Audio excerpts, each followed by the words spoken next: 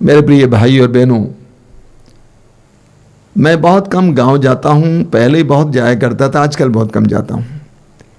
कई वर्ष पहले की बात है, एक बार एक गांव गया हुआ था, वहां के विश्वासियों से मिलने के लिए और उनके लिए प्रार्थना करने के लिए। और मार्ग में एक दूसरा विश्वासी का घर पड़ता था। हम लोग बिना बताए ही वहां पे प्रवेश किए। उस परिवार की मालकिन करीब 50-55 साल की थी, बहुत गरीब थी। बुनबुनाने लगी कि बिना बताए आप लोग आ जाते हैं। देखिए, कोई तैयारी नहीं कर पाए। और जिस कमरे में वो प्रार्थना करती थी, उस कमरे को सजाने लगी और प्रभु की तस्वीरें इधर उधर डाली हुई थी और तस्वीरों को लेकर झाड़ने लगी, वेदी को झाड़ने लगी। मैं जानता हूं कि तस्वीर में कुछ नहीं रखा है, वेदी पर कुछ नहीं रखा है, लेकिन उस नारी का मनोभाव देखिए, उसकी प्राथमिकता देखिए। मैंने समझ लिया कि उस नारी ने प्रभु को कितना ज्यादा महत्व दिया था। अक्सर हमारे जीवन में भी इस तरह देखने को मिलता है।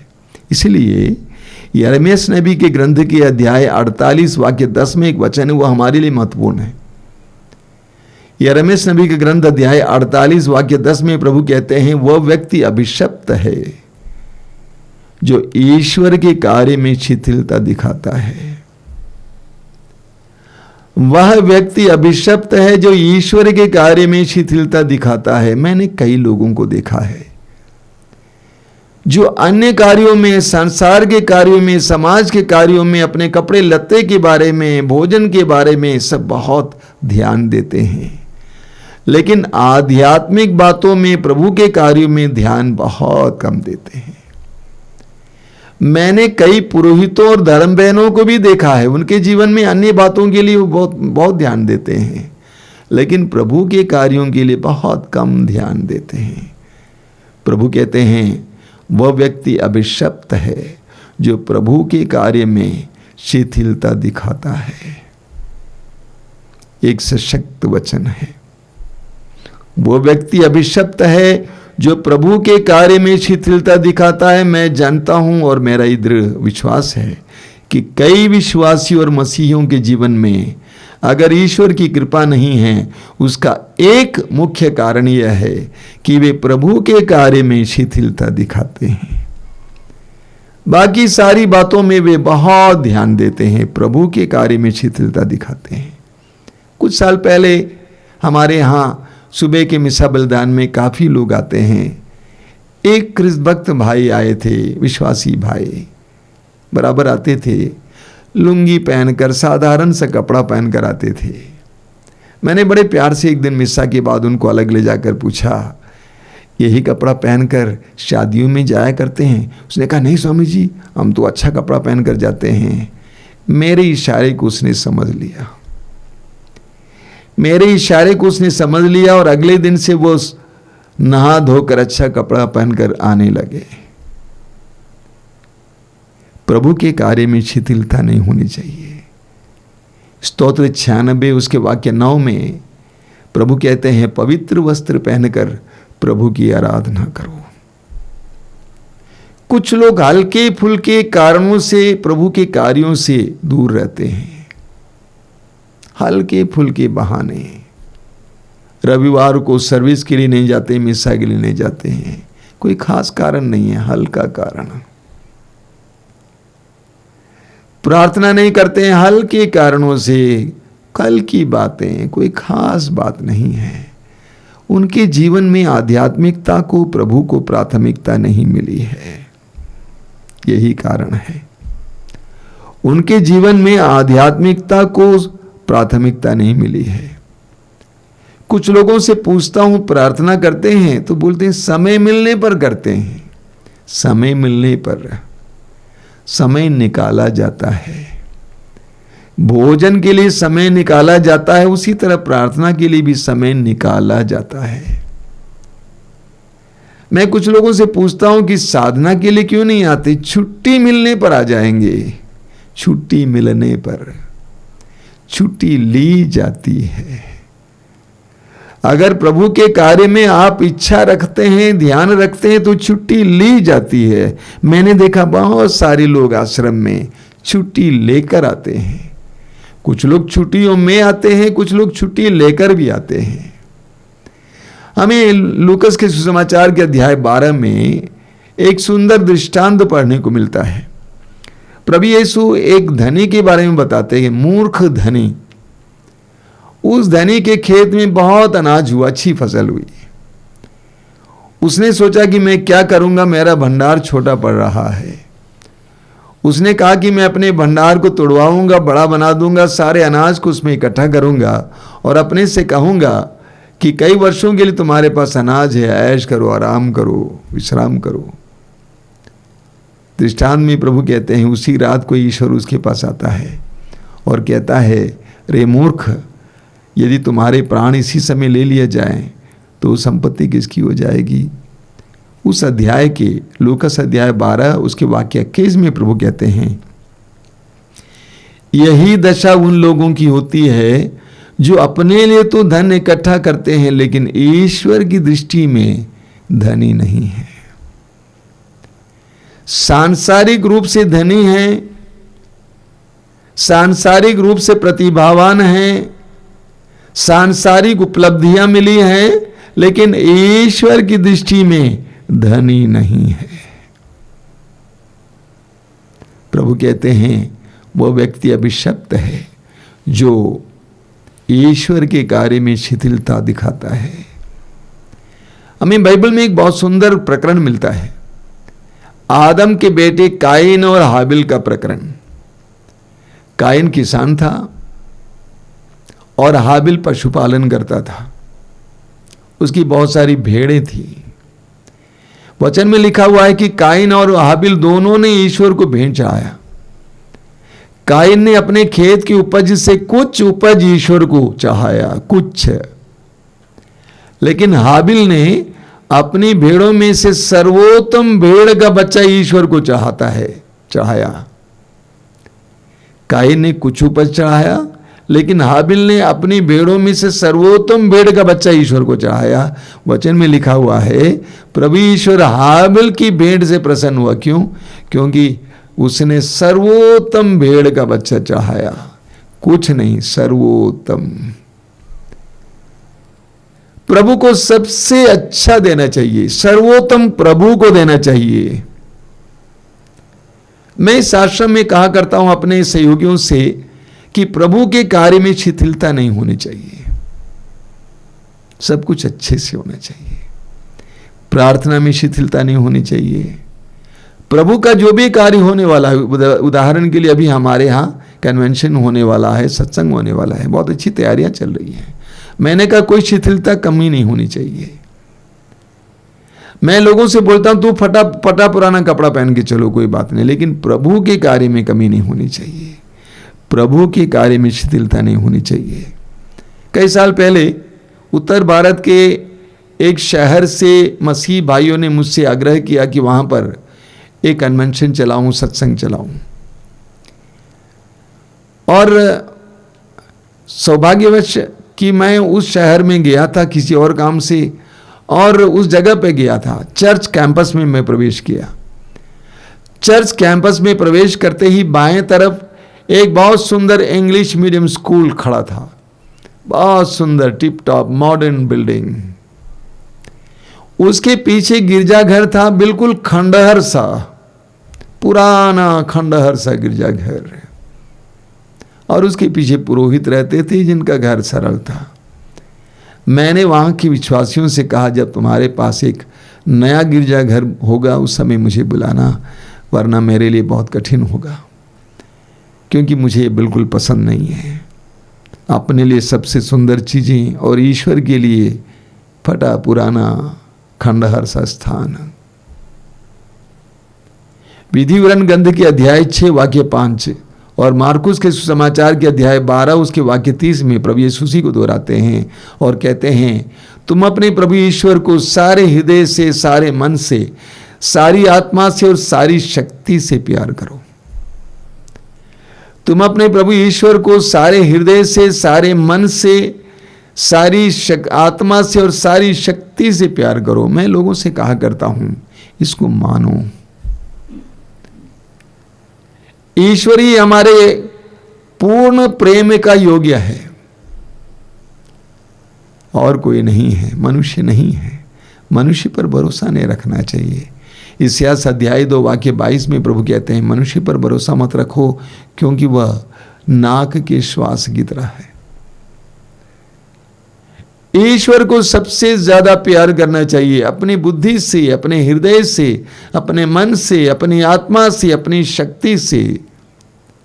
He alone is worthy of our full love, complete love. सबसे ज्यादा ईश्वर को प्यार करना चाहिए। ईश्वर के कार्य में कोई शिथिलता होनी ही नहीं चाहिए। हर विश्वासी को यह जानना चाहिए, अगर प्रभु के प्रति, प्रभु का वचन आपने सुना कई बार, प्रभु अपने वचन में कहते हैं, निर्गमन ग्रंथ अध्याय 23 वाक्य 25, तुम अपने प्रभु ईश्वर की सेवा करोगे और वह तुम्हारे अन्न जल पर आशीर्वाद देगा। तुम अपने प्रभु ईश्वर की सेवा करोगे, ईश्वर से प्रेम करोगे, मन से, हृदय से, आत्मा से, शक्ति से, वह आपके लिए प्रबंध करेंगे, कोई कमी नहीं होगी। वचन में लिखा हुआ है, अभिशप्त है वो व्यक्ति जो प्रभु के कार्य में शिथिलता दिखाता है, लेकिन जो प्रभु के कार्य में उदारता दिखाता है वो आशीर्वादित है, उसको आशीर्वाद मिलता है। मलाकी के ग्रंथ के अध्याय 1 उसके वाक्य 6 से 8 तक एक बहुत सुंदर वचन है, मैं आपको पढ़ के सुनाना चाहता हूं। वहां लिखा हुआ है, प्रभु कहते हैं, पुत्र अपने पिता का और दास अपने मालिक का आदर करता है। पुत्र अपने पिता का और दास अपने मालिक का आदर करता है, तो यदि मैं पिता हूं, मेरा आदर कहां है? यदि मैं स्वामी ही हूं, तो मेरे प्रति सम्मान कहां है? मेरे नाम का तिरस्कार करने वाले याजकों, पुरोहितों, यही विश्वमंडल के प्रभु का प्रश्न है। तुम पूछोगे, हमने किस प्रकार तेरे नाम का तिरस्कार किया है? प्रभु कहते हैं आगे, तुम मेरी वेदी पर दूषित भोजन चाहकर मेरे नाम का तिरस्कार करते हो, तो तुम पुनः पूछोगे, हमने किस प्रकार इसे दूषित किया है? तुम प्रभु की वेदी को तुच्छ समझते हो। जब तुम अंधा बलि पशु ले आते हो, तब क्या ये बुरा नहीं है? जब तुम लंगड़ा या रोगी पशु, बलि पशु ले आते हैं, तब क्या ये बुरा नहीं है?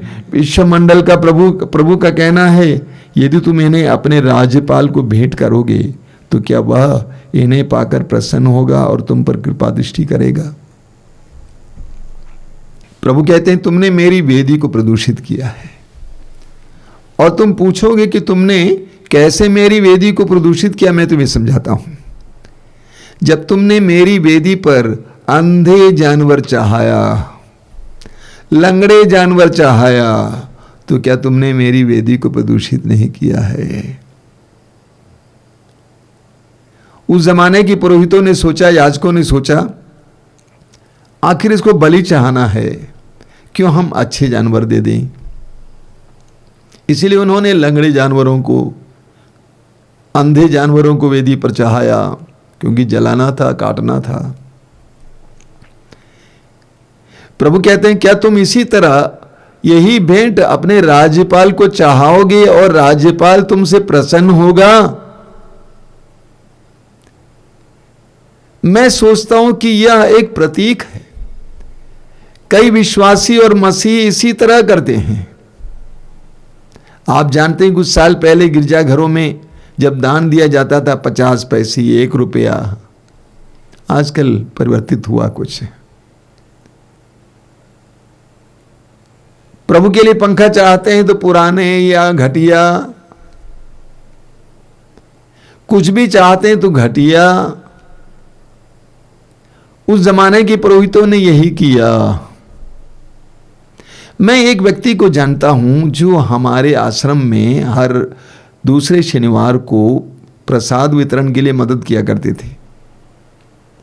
हर महीने करीब 7-8 हज़ार रुपये उस समय दिया करते थे। अभी उनसे संपर्क कुछ कटा हुआ है।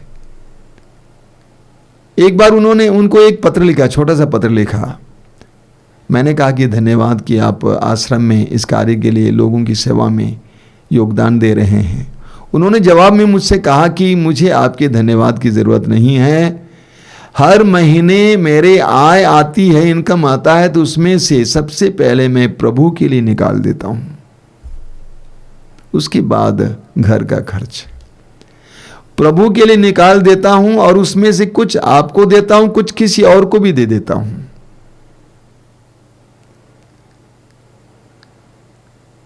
मलाकी के जमाने की पुरोहितों ने ईश्वर के लिए घटिया भेंट चढ़ाई। प्रभु पूछते हैं क्या तुम्हारे राज्यपाल खुश होंगे? ईश्वर के साथ ऐसा नहीं होना चाहिए। वचन कहता है कि वो व्यक्ति अभिशप्त है जो प्रभु के कार्य में शिथिलता दिखाता है।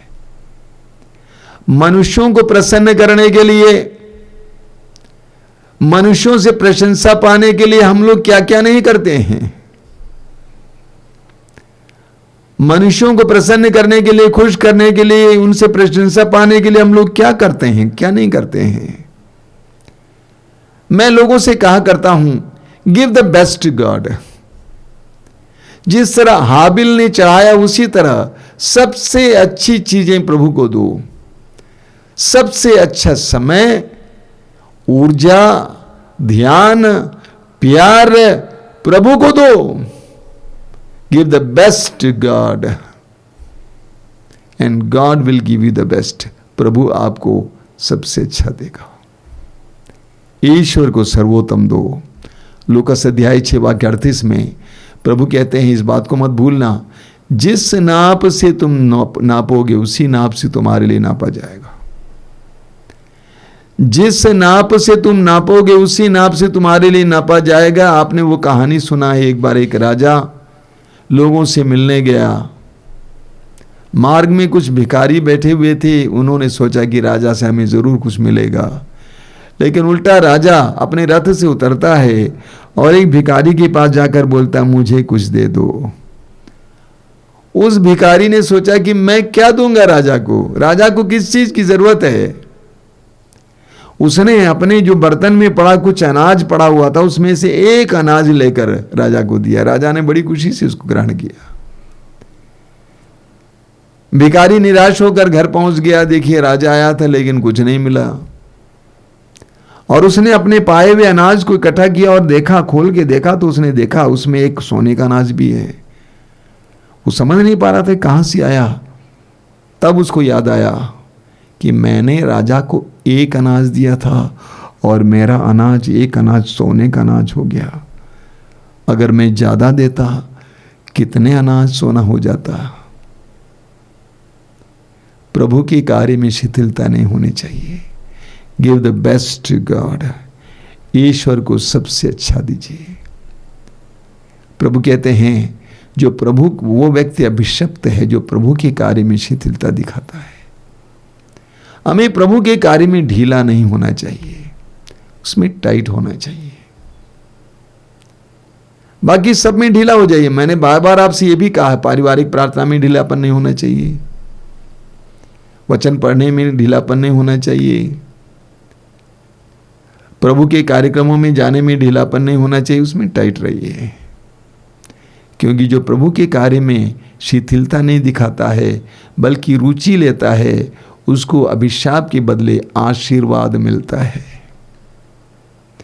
ईश्वर हमारे हृदयों को देखता है, हमारे अंदर तम की एक एक बात को जानता है।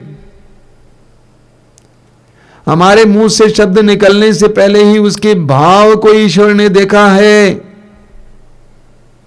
इसलिए प्रभु के कार्य में कभी भी शिथिल नहीं होना चाहिए, ढीला नहीं होना चाहिए, उसमें टाइट रहिए। समय दीजिए, आपको समय मिलेगा। ऊर्जा दीजिए, आपको ऊर्जा मिलेगा। धन दीजिए, आपको धन मिलेगा। प्यार दीजिए, आपको प्यार मिलेगा। प्रभु के कार्य में शिथिल मत बनिए, टाइट हो जाइए, और ज्यादा विश्वास और विश्वस्त बनिए, उसमें कमी नहीं होनी चाहिए। प्रभु यीशु ने हमारे प्रति प्रेम में अपने आप को अर्पित किया, इस सत्य को नहीं भूलना चाहिए। यीशु ने हमारे प्रति अपने प्रेम में अपने आप को अर्पित किया। आपने स्वर्गीय डीजीएस दिनकरन के बारे में सुना है।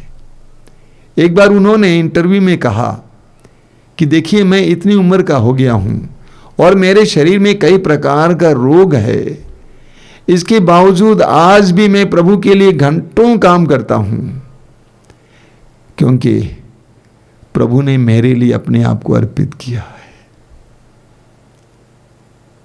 आज मैं इतना रोगी हूं, इस अवस्था में हूं, मैं अपने बेटे के और अन्य लोगों के बच्चों को देख सकता हूं, घर पे बैठे रह सकता हूं, रिटायर हो सकता हूं, लेकिन मैं रिटायर नहीं होता हूं, क्योंकि मेरे प्रभु ने मेरे लिए अपने आप को अर्पित किया है।